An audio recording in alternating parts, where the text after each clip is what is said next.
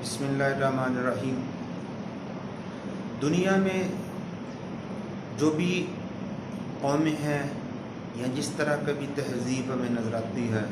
وہ کسی نہ کسی نظریے پہ پیش کرتی ہے، اس کی بنیاد کسی نظریے پہ کھڑی ہوتی ہے۔ وہی قومیں دنیا میں، وہی تہذیبیں دنیا میں جو ہیں وہ ترقی کر پاتی ہیں، سروائیو کر پاتی ہیں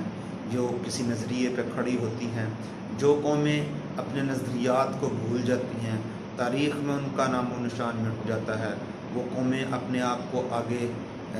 سروائیو نہیں کر سکتی۔ اسی طرح اگر ہم اپنے دیکھیں، اس وقت مسلمان ہم جو ہیں، ہمارا نظریہ اور ہماری تہذیب جو ہے وہ اس وقت دنیا میں سب سے بہترین ہے۔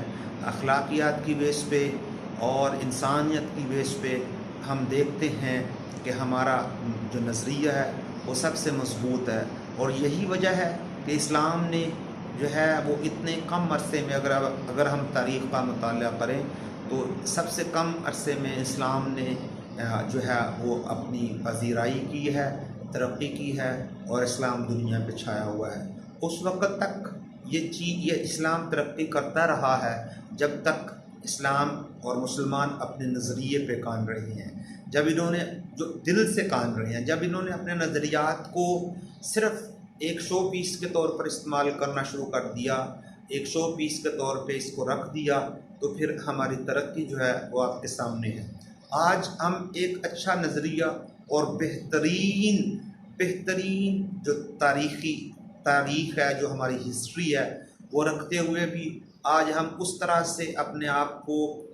کامیاب نہیں کر پا رہے جس طرح سے ہمارے آباء و اجداد اور ہمارے اسلاف نے کیا ہے۔ ہمارے پاس علم جو ہے وہ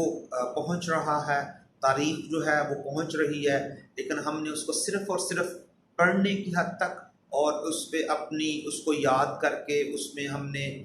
ڈگریاں حاصل کر کے صرف اور صرف جو ہے وہ ایک اپنی علمی برتری ثابت کرنے کے لیے اس کو رکھا ہوا ہے، جبکہ اس کو عملی طور پہ ہم نے جو ہے اس کو بہت پیچھے رکھا ہوا ہے۔ یہ میرا ایک اپنا خیال ہے۔ بہت سارے لوگ جو ہیں وہ اچھے طریقے سے، اچھے پیرائے سے اسلام پہ عمل کر رہے ہیں اور اپنے نظریے پہ قائم ہیں، لیکن جو ہے یہ ہمارے لیے ایک بہت الارمنگ سچویشن ہے، بہت خطرناک جو ہے آنے والی جو ہے مستقبل میں ہمیں بہت اس چیز کے خطرہ ہمارے سامنے ایک کھڑا ہے، منڈلا رہا ہے کہ ہم اپنے نظریہ کو، اپنی تہذیب اور اپنی ثقافت کو بالکل بھولتے جا رہے ہیں۔ ہم اپنی آنے والی نسلوں کو یہ چیز صحیح طریقے سے نہیں پہنچا رہے جس طرح سے ہمیں پہنچانی چاہیے۔ آج میڈیا کا دور ہے، اور میڈیا پہ جو ہے وہ تسلط جو ہے وہ غیر مسلموں کا ہے، وہ ان طاقتوں کا ہے جن کا مقصد جو ہے وہ دنیا میں افراتفری پھیلا کے اپنے مقاصد حاصل کرنا ہے، اور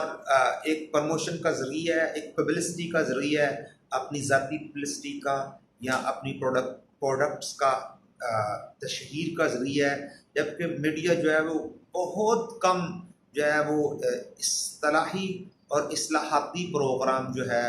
وہ ہم تک پہنچا رہا ہے، جس سے کسی انسان کی تربیت ہو سکے، جس سے آنے والی انسانوں کی تربیت ہو سکے، جس میں انسانیت کی تربیت ہو سکے، جس میں کسی نظریے کی تربیت ہو سکے۔